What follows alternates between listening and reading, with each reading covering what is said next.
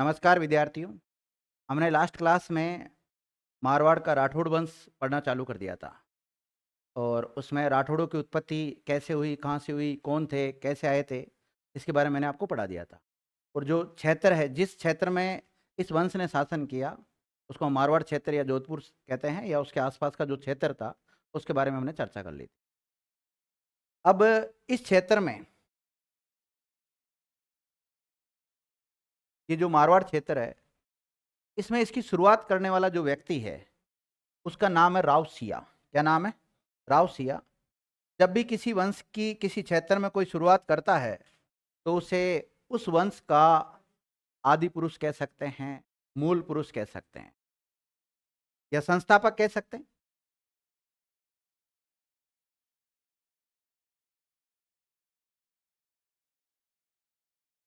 मूल पुरुष भी इसी को ही कहते हैं, इसी को ही हम आदि पुरुष कहते हैं।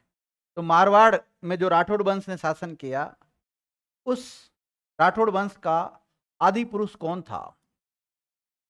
राव सिया। संस्थापक कौन था? मूल पुरुष कौन था? राव सिया। तो सभी विद्यार्थी हेडिंग डाल ले, राव सिया।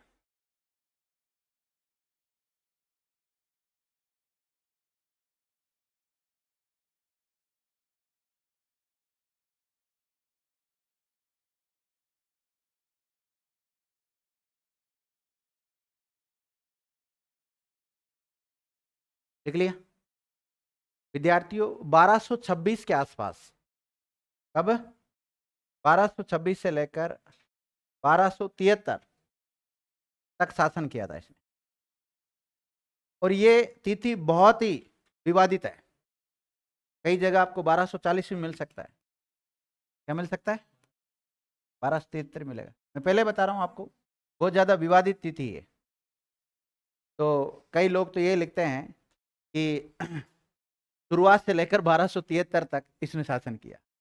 मतलब कब से चालू किया था वो डेट नहीं मिलती है, क्योंकि जब कोई भी राजा बनता है, राज्य की स्थापना कर रहा है, तो वो साहित्यिक रचना नहीं करवाता है। और साहित्यिक रचना नहीं करवाता है तो उसके बारे में जानकारी भी नहीं मिलती है, आधी अधूरी जानकारी मिलती है। लिख लिया आपने राव सिया? तो सबसे पहले तो इसका काल लिख लो आप, 1200 के आसपास है ना, यानी 1226 से लेकर 1273, या 1240 से लेकर 1273 तक, दोनों ही लिख लेना डेटा ना। अब देखो, क्या इसे हम राठौड़ वंश का संस्थापक कह सकते हैं? नहीं। मारवाड़ के राठौड़ वंश की जो शाखा थी उसके संस्थापक है ये राजस्थान में कह सकते हैं। राजस्थान में मारवाड़ में ही राठौड़ों ने शासन किया सबसे पहले, और उसके संस्थापक थे। लिखो, यह मारवाड़ की राठौड़ शाखा के संस्थापक थे। कई बार हम शब्द को समझते नहीं है, डायरेक्ट कह देते ये संस्थापक थे। क्या पूरे भारत में राठौड़ वंश ये लेकर आए थे? वो राष्ट्रकूट से ही राठौड़ बने।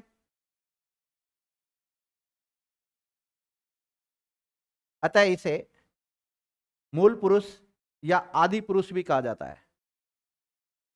हाँ, मारवाड़ वाला।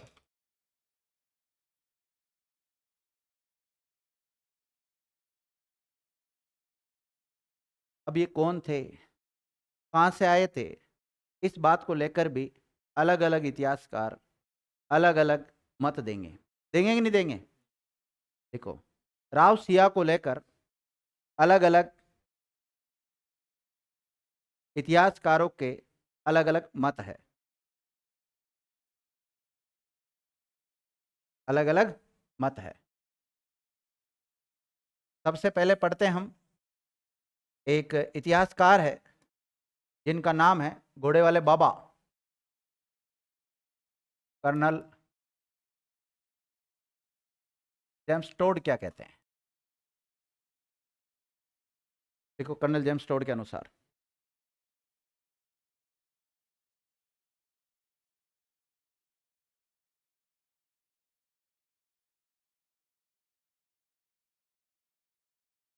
अब बताओ, जब हमने आपको बताया था कि जोधपुर की मारवाड़ या जोधपुर या मारवाड़ की राठौड़ शाखा है, उसको लेकर दो मत है। एक बदायूं की शाखा से थे और एक कन्नौज की शाखा थे। तो इसका प्रतिपादन तो किया मुणोत नैन सिंह ने, लेकिन सपोर्ट किसने किया था? तो कर्नल जेम्स टोड के अनुसार ये कहाँ का था? कहाँ से आया था?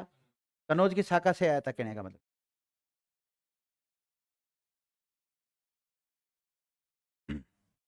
क्या लिखा आपने? कर्नल जेम्स टोड के अनुसार लिखो। राव सिया कन्नौज के, राव सिया कन्नौज के अंतिम राजा। नाम क्या अंतिम राजा का?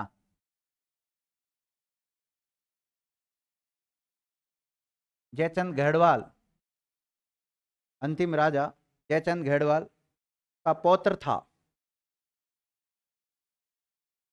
तथा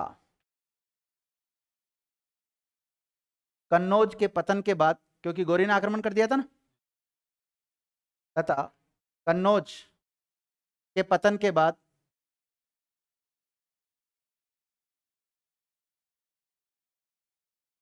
कन्नौज के पतन के बाद अपने 200 साथियों को, कितने? अपने 200 साथियों के साथ मरुभूमि की ओर आया।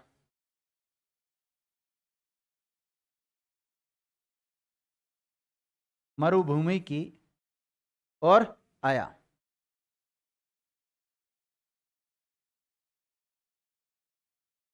तथा लगभग 1212 ईस्वी में,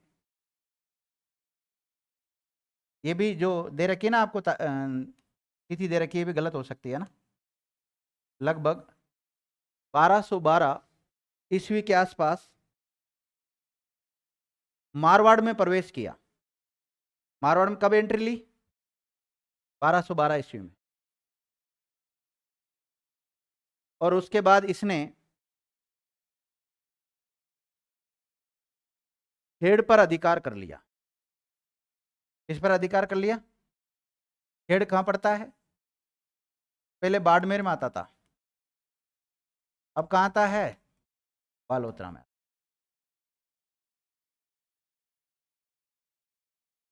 खेड़ पर अधिकार कर लिया।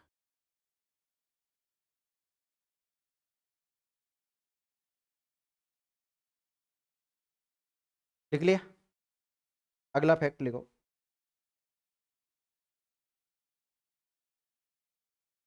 ये तो कौन बोलता है? कर्नल जेम्स टोड के अनुसार तो कौन था ये? बदायूं की शाखा से, सॉरी, कन्नौज की शाखा से संबंधित था। और जयचंद घेड़वाल का क्या था? ये पोता था विद्यार्थियों। और कब कहां कैसे आया वो मैंने आपको बता दिया। लिखो। जोधपुर राज्य की ख्यात के अनुसार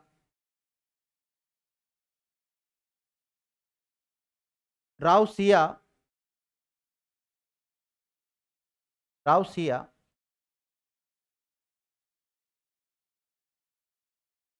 राव सिया राव सिया लिख लिया? वरदाई सेन का पौत्र और सेतराम का पुत्र था।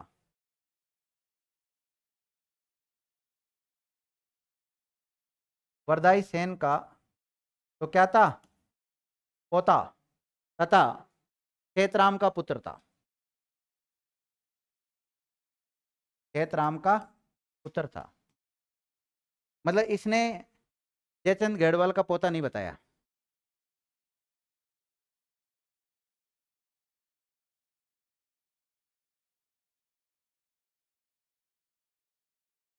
लिखो। जिस समय राव सिया, नहीं कंटिन्यू में अगला फैक्ट लिखना। जिस समय राव सिया मरुभूमि की ओर आए थे,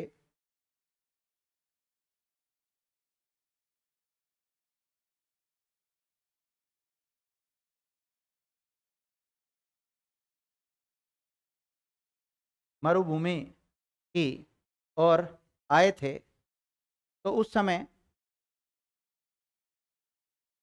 पाली और उसके आसपास क्षेत्रों में, पाली और उसके आसपास क्षेत्रों में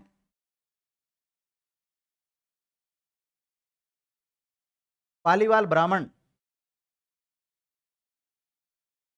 रहते थे। कौन रहते थे?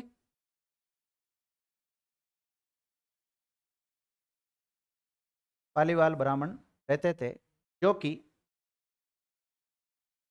एक उन्नतिशील व्यापारी थे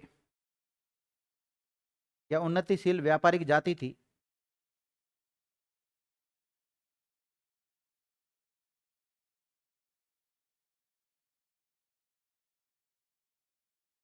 अब देखो, जिस समय राव सिया मारवाड़ की तरफ आए हैं, उस तरफ जब ये पाली के आसपास आते हैं तो पाली वाल ब्राह्मण इनसे याचना करते हैं, क्योंकि इनको कुछ लोग थे वो परेशान करते थे कि उनसे हमें क्या दिलाओ, आप छुटकारा दिलाओ, आप तो राजवंश से संबंधित लोग हैं और आपके साथ तो 200 लोग अन्य भी है, मतलब इनके साथी काफी थे। तो इनको इन्होंने एक उम्मीद जताई थी, इन्होंने पालीवाल ब्राह्मणों ने राव सिया से, लिखिएगा, क्योंकि ये पालीवाल ब्राह्मण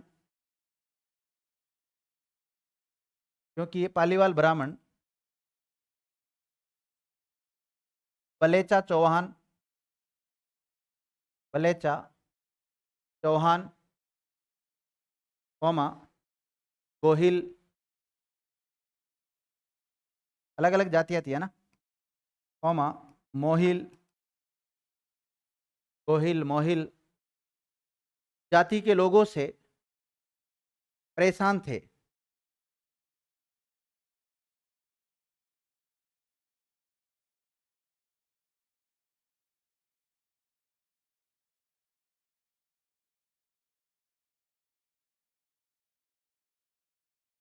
देख लिया?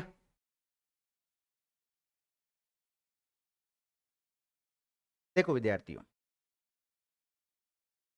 यहां पे पड़ता है उत्तर प्रदेश, इधर ही यूपी, और यहाँ पड़ता है गुजरात, ये गुजरात का पार्ट है, ये क्या है, गुजरात का पार्ट है, और राजस्थान के नीचे की तरफ जाओगे तो इधर है द्वारका, क्या है इधर, द्वारका। अब राव सिया जी यहाँ से निकले हैं, यूपी से निकले। अब वो बात की बात है भाई, ये बदायूं से निकले, कन्नौज से निकले, लेकिन निकले वहां से ही है।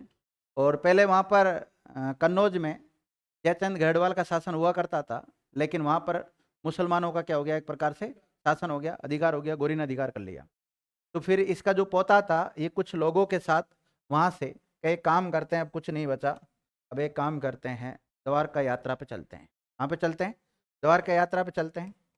जब द्वारका यात्रा के लिए जा रहे थे ये, तो बीच में बताओ ये पालीर, ये मारवाड़ वाला क्षेत्र आएगा कि नहीं आएगा बीच में, आता ना, तब यहाँ से गुजर रहे थे ये। तो यहाँ के मारवाड़ क्षेत्र के लोगों ने इनसे प्रार्थना की थी कि हमें ये जो मुस्लिम आक्रांता लोग हैं, यहाँ पर भी काफ़ी मुस्लिम लोग रहते थे, वो हमें हैरान परेशान करते हैं, उनसे आप मुक्ति दिलाओ। और कहते हैं इन्होंने मुक्ति दिलाई थी, और फिर लास्ट में जाके यहीं इन्होंने इस राठौड़ वंश की क्या कर दी, स्थापना कर दी। लिखिएगा अगला फैक्ट, राव सिया, अगला फैक्ट आता है अलग से। राव सिया ने अपनी द्वारका यात्रा के दौरान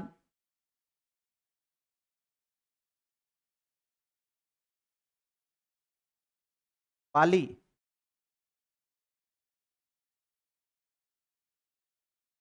पाली के पालीवाल ब्राह्मणों पालीवाल ब्राह्मणों की रक्षा के लिए मुसलमानों से युद्ध किया था, मुसलमानों से युद्ध किया था। देख लिया? और जब मुसलमान लिखा ना आपने, उसके ब्रैकेट में लिख लेना रेखांकित करके, फिरोज शाह सेकंड, ये कई जगह नसीरुद्दीन नाम मिलता है, फिरोज शाह सेकंड या नसीरुद्दीन से, किससे युद्ध किया था इसने, फिरोज शाह द्वितीय या नसीरुद्दीन से युद्ध किया। और कई जगह गोसुद्दीन भी मिलता है, गोसउद्दीन, नसरुद्दीन, गोसुद्दीन, ऐसे कोई से, मतलब कुल मिला के मुस्लिम शासक है, उनसे युद्ध किया।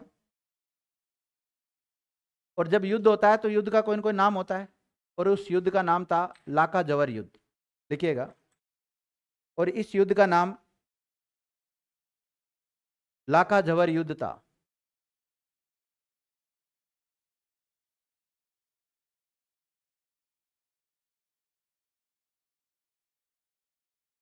अब बताओ, लाका जवर का युद्ध किसके बीच में हुआ था? एक तरफ तो है राव सिया और उसके समर्थक लोग, और एक तरफ है ये मुस्लिम लोग जो आसपास के लोगों को हैरान परेशान करते हैं। देख लिया? अब देखो, इसको लाखा जवर का युद्ध क्यों कहते हैं? कि इसमें लाखों लोग मारे गए थे। लिखो नोट। ऐसा मानना है कि इस युद्ध में, ऐसा मानना है कि इस युद्ध में लाखों की संख्या में, लाख लाख तो लोग ही नहीं थे, फिर भी लिख लो आप। अरे किताबों में लिखा हुआ भाई, ऑथेंटिक किताबों के स्रोत लेकर आ रहा हूँ।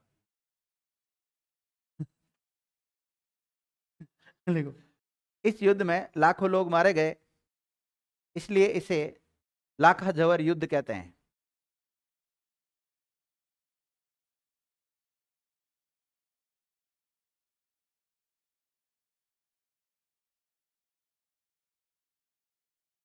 आपसे पूछा जाए विद्यार्थियों, लाका जवर का युद्ध कहां पर हुआ? धोला चौतरा नामक स्थान पर हुआ था। कहां पर हुआ था? धोला चौतरा नामक स्थान पर युद्ध हुआ था। देखो, युद्ध का नाम लाका जवर क्यों कहा गया? क्योंकि इसमें लाखों लोग मारे गए थे। और लोकेशन कहां, जहां पर यह युद्ध हुआ? धोला चौतरा में हुआ। अब धोला चौतरा कहां पड़ता है? पाली में। और किसकी रक्षा करने के लिए युद्ध किया गया था? मारवाड़ की जनता कह सकते हैं हम, कह सकते हैं ना, मारवाड़ की जनता, या फिर कह सकते हैं पाली के पालीवाल ब्राह्मणों की रक्षा हेतु। लिख लिया? और ऐसे कहते हैं विद्यार्थियों, 1273 के आसपास राव सिया की क्या हो गई? मृत्यु। और इसी युद्ध में हुई, बताई।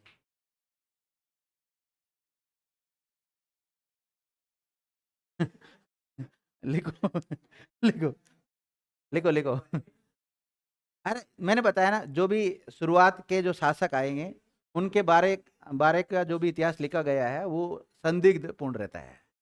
आप ऐसे मत सोचो सर ये डेट कब की आ रही, ये कब आ रहा, वो कहां से आ गया, आ सकता है। हाँ। लिख लिया?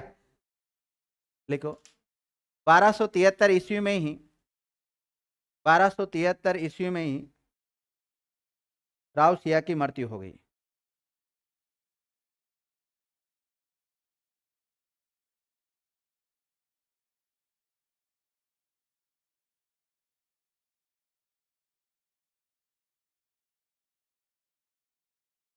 लिख लिया?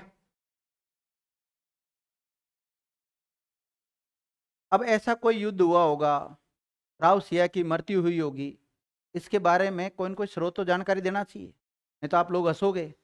अब आपकी हंसी को बंद करने के लिए जवाब देना जरूरी है।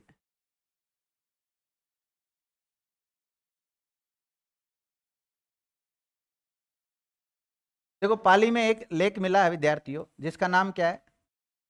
बीटू शिला लेक। एक छोटा सा पॉइंट डालो, बीटू शिला लेक या देवल अभिलेख के अनुसार तो क्या कहते हैं? देवल अभिलेख भी कहते हैं या शिला लेख भी कहते हैं इसे।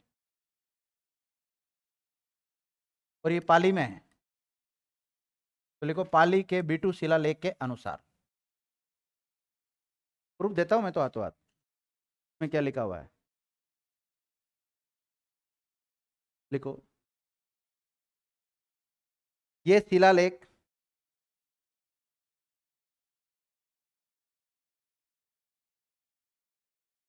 ये शिलालेख कहाँ मिला? पाली, बिटू गांव पाली में मिला। बिटू गांव पाली में मिला। लिखो, इसके अनुसार विक्रम संवत 1330, 1330 कार्तिक बुद्धि बारस, बदी बोलते हैं वैसे था ना, बदी बारस, कार्तिक महीना की, बदी का मतलब होता है कृष्ण पक्ष। क्या होता है? कृष्ण पक्ष, और 12 का मतलब होता है द्वादशी। लेकिन उस पर क्या लिखा हुआ है, विक्रम संवत 1330 कार्तिक बदी 12 ब्रैकेट में 9 अक्टूबर 1273।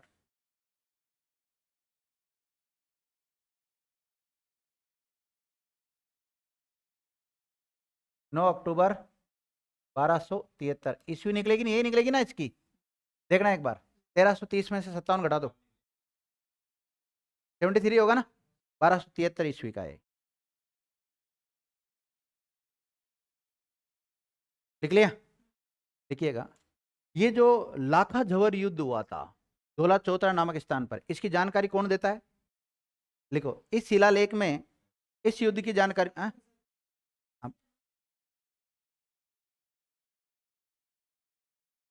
वो राव सिया की मृत्यु हुई, ये राव सिया मारा गया।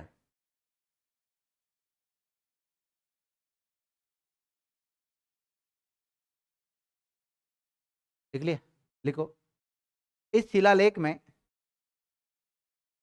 इस युद्ध की जानकारी मिलती है, कौन से की? लाखा जवर युद्ध की। लाखा जवर युद्ध कहां पर हुआ था? धोला चौतरा नामक स्थान पर हुआ था। इस युद्ध की जानकारी मिलती है।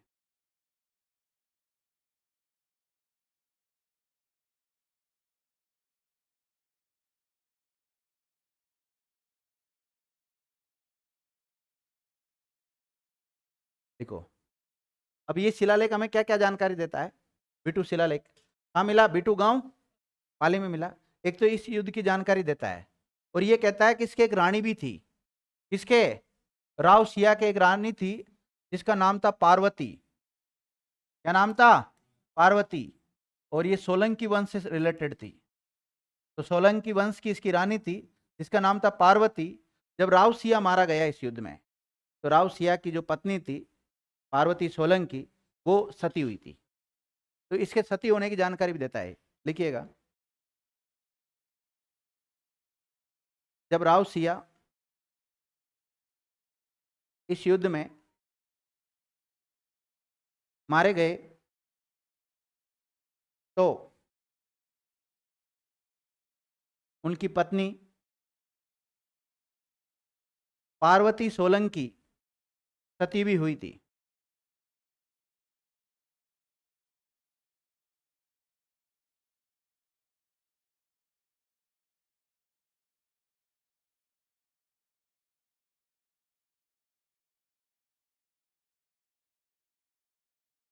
देखो, ये B2 शिलालेख है ना, इसमें ऐसा लिखा हुआ है कि खेतराम का पुत्र, क्या नाम है? खेतराम का पुत्र, जिसका नाम क्या है? राव सिया, लाखा जवर के युद्ध में क्या हो गया? शहीद हो गया। शहीद हो गया। और उसके बाद में उसकी जो पत्नी थी सोलंकी वंश की, उसका नाम था पार्वती, वो सती हुई थी। ऐसे प्रॉपर लैंग्वेज नहीं दे रहे कि वो अलग टाइप की लैंग्वेज है, वो हमें सामान्यतः हम पढ़ भी नहीं सकते उसको। पर जिन्होंने पढ़ा और लास्ट में एनालिसिस करके जो लाइन बताई है, उस लाइन में यही है। तो इस शिलालेख के अनुसार ये किसके बेटे थे? खेतराम के पुत्र थे, ध्यान रखना। लिखो, इस शिलालेख के अनुसार राव सिया खेतराम के पुत्र थे।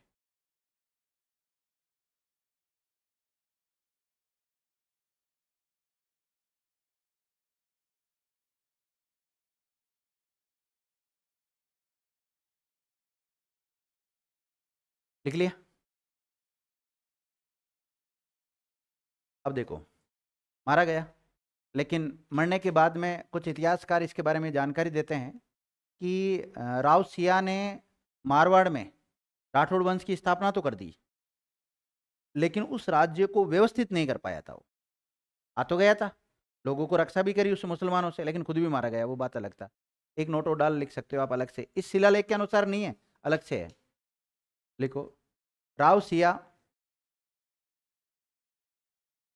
ने मारवाड़ के एक छोटे से क्षेत्र में, पूरे मारवाड़ के ऊपर अधिकार थोड़ी किया था इसने, मारवाड़ के एक छोटे से क्षेत्र में अपना राज्य स्थापित कर दिया था। अपना राज्य स्थापित कर दिया था, मगर उसे व्यवस्थित नहीं कर पाया था। उसे व्यवस्थित नहीं कर पाया था।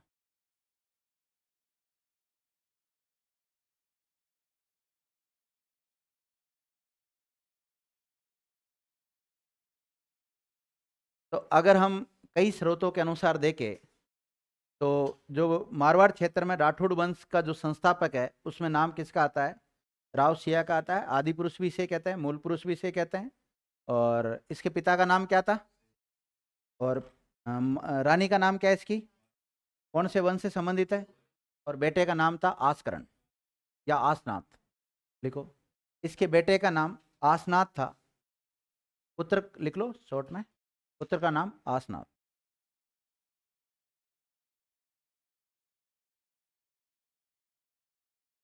आसनाथ। अब बताओ, मारवाड़ का अगला शासक या राठौड़ वंश का जो अगला शासक है वो कौन बनेगा? आसनाथ। देखो,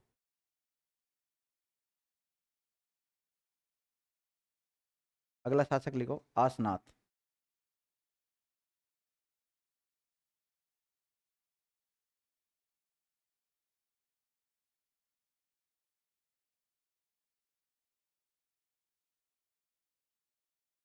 आसनाथ लिख लिया?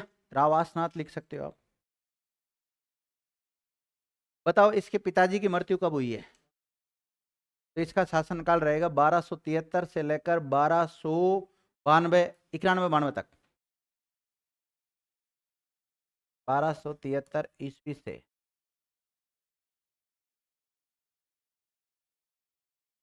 1292 ईस्वी।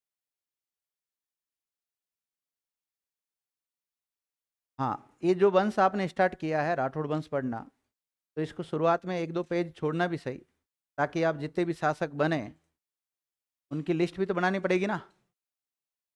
या फिर लास्ट में लिख लेना, अगर जिन्होंने नहीं छोड़ा है वो विकल्प रखना कि लास्ट में लिख लेना, क्योंकि क्रॉनिकल तरीके से पता होना चाहिए आपको किसके बाद कौन शासक बना था। एक स्टोरी फॉर्मेट में आप याद कर लेना।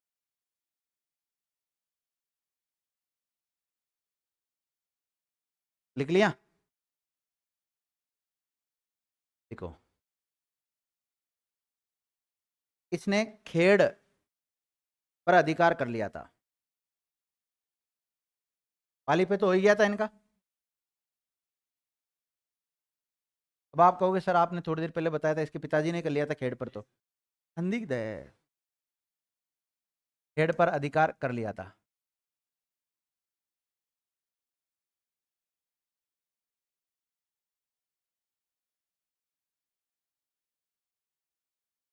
खेड़ पर अधिकार कर लिया था। देखो, इसने कुंदोज नामक गांव में, कुंदोज, कई जगह मुंदोज भी मिलता है, नामक गांव में अपनी शक्ति को संगठित किया था, अपनी शक्ति को बढ़ाया था, संगठित किया था।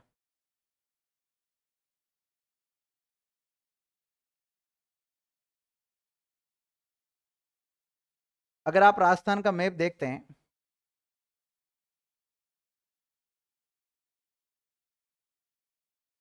तो इधर उदयपुर की इस तरफ यहाँ पे पड़ता है विद्यार्थियों क्या? इडर। क्या पड़ता है? इडर पड़ता है। पहले इडर राजस्थान का ही पार्ट था। तो इडर में एक जनजाति निवास करती, मुख्य रूप से भील। तो इडर के भीलों को इसने पराजित किया और वहां पे इसका एक भाई था सोनंग, उसको सौंप दिया। यहां से गया है।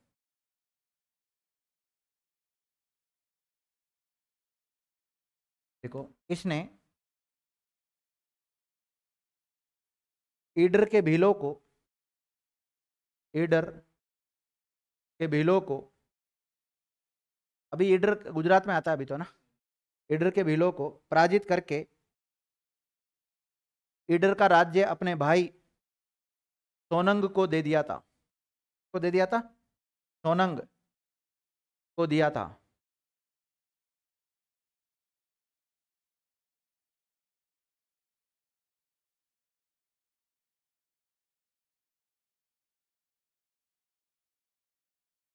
देख लिया?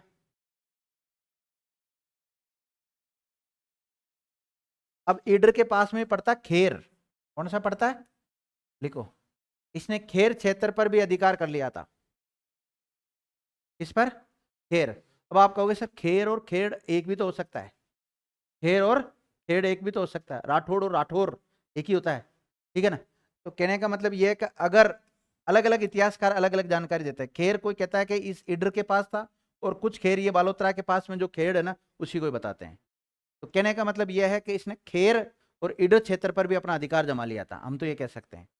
देखो इसने खेर क्षेत्र पर भी अधिकार कर लिया था।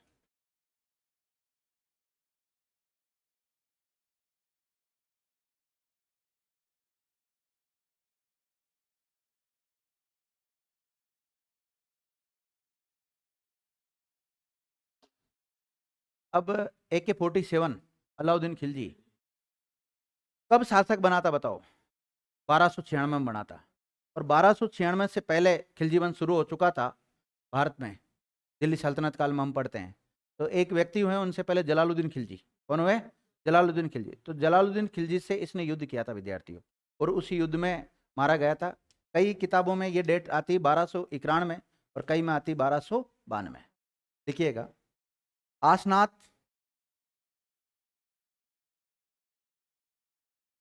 और जलालुद्दीन खिलजी, आसनाथ और जलालुद्दीन खिलजी के मध्य के मध्य 1291 ब्रैकेट में 1292 में युद्ध हुआ था, जिसमें आसनाथ अपने 140 साथियों के साथ वीर गति को प्राप्त हो गया। वो हिंदुस्तान के दिल्ली सल्तनत का शासक है भाई। लिख लिया। अब अगला जो शासक बनता है विद्यार्थियों, वो बनता है राव दुहड़। अगला शासक कौन सा आएगा, राव दुहड़। और इनका शासनकाल रहेगा 1292 से लेकर 1309 तक। 1292 ईस्वी से लेकर 1309 ईस्वी तक। और राहु दुहड़ के बारे में पढ़ेंगे हम कल, आज नहीं पढ़ेंगे। आज के लिए इतना ही पढ़ेंगे। धन्यवाद।